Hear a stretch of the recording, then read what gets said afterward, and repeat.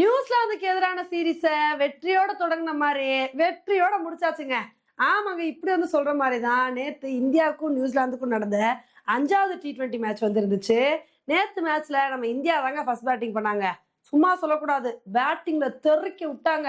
20 over முடிவுல 271 run எடுத்து பட்டைய கிளப்பிட்டாங்க. இதுக்கு முக்கிய காரணம் இசான் கிசான், சூரியகுமார் யாதவ் இவங்க 2 பேரோட அதிரடியான ஆட்டம் தாங்க. நான் வழக்கம் போல சஞ்சு சாம்சன் நேத்து ரொம்ப வேகமாவே அவுட் ஆயிட்டாரு. அதுக்கப்புறம் அபிஷேக் சர்மா பட்டை கலப்பான்னு நினைக்கும் போது அவர் அதிரடியா விளையாண்டாலும் அவரும் வந்து வேகமாவே அவுட் ஆயிட்டாருங்க.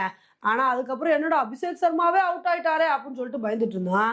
அப்பதாங்க இசான் கிசான சூரியகுமார் யாதவ் இருந்துகிட்டு, ஏன்னாப்பா 2 விக்கெட் போனா என்ன, அதான் நாங்க இருக்கோம்ல, நாங்க எப்படி விளையாடுறோம்னு மட்டும் பாருங்கன்னு சொல்லி அதிரடினா அதிரடி பட்டையை கிளப்பிட்டாங்க. 2 பேருமே ஹாஃப் செஞ்சுரி அடிச்சு ஒரு சூப்பரான இன்னிங்ஸ் வந்து கொடுத்துட்டு இருந்தாங்க. இவங்களோட இன்னிங்ஸ் அப்படியே கண்டினியூ ஆக நினைக்கும் போது ஒரு கட்டத்துல சூரியகுமார் யாதவ் வந்து ஸ்டெம்பிட் ஆயிட்டாரு. அதுக்கப்புறம் இசான் கிசானு, நான் செஞ்சுரி அடிக்காம இந்த இடத்த விட்டு காலி பண்ணவே மாட்டேன் அப்படின்னு மனுஷன் செஞ்சுரி அடிச்சு பட்டைய கிளப்பினாருங்க. செஞ்சுரி அடிச்சதுக்கு அப்புறம் இசான் கிசானும் அவுட் ஆயிட்டாரு.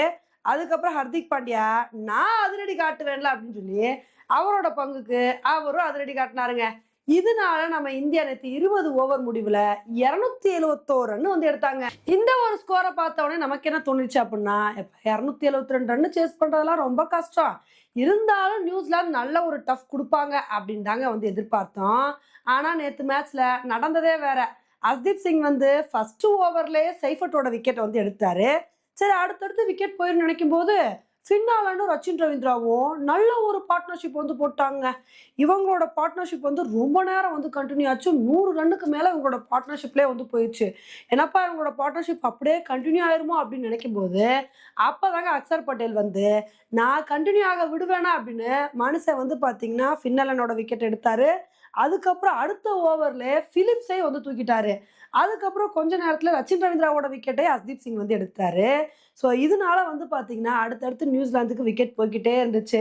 என்னதான் வந்து பாத்தீங்கன்னா இசோதிலாம் வந்து ஓரளவு கதிரடி காட்டினாலும் மற்ற பேட்ஸ்மேன்ஸ் யாருமே ஒரு உருப்படியான இன்னிங்ஸை கொடுக்கல. எல்லாருமே வர நடைக்கிட்ட அப்படின்னு சொல்லிட்டு வேகமாவே அவுட் ஆயிட்டு கிளம்பிட்டாங்க. இதனால வந்து பாத்தீங்கன்னா நேற்று மேட்ச்ல நியூசிலாந்து 225 ரன்னுக்கே ஆல் அவுட் ஆயிட்டாங்க. இதனால இந்த மேட்சை நம்ம இந்தியா வந்து 46 ரன் வித்தியாசத்துல ரொம்ப கம்ஃபர்டபுளா வின் பண்ணிட்டாங்க. இப்ப இந்த மேட்சை வின் பண்ணது மூலமா இந்த T20 சீரீஸை வெற்றியோட வந்து முடிச்சிருக்கோம். பாவங்க நியூசிலாந்து, இந்த T20 சீரீஸ்ல ஒரே ஒரு மேட்ச் தான் வந்து வின் பண்ணியிருக்காங்க. மற்றபடி 4 மேட்சுமே நம்ம இந்தியா தான் வந்து வின் பண்ணி அசைத்திருக்கோம். அந்த ஒரு மேட்ச் எதுக்குப்பா அவங்கள வின் பண்ண விட்டீங்க?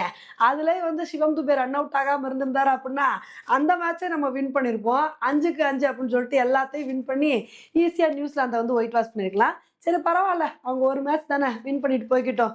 இப்போ நம்ம இந்தியாவோட T20 டீம் வந்து சூப்பராக வந்து செட் ஆயிருக்கு.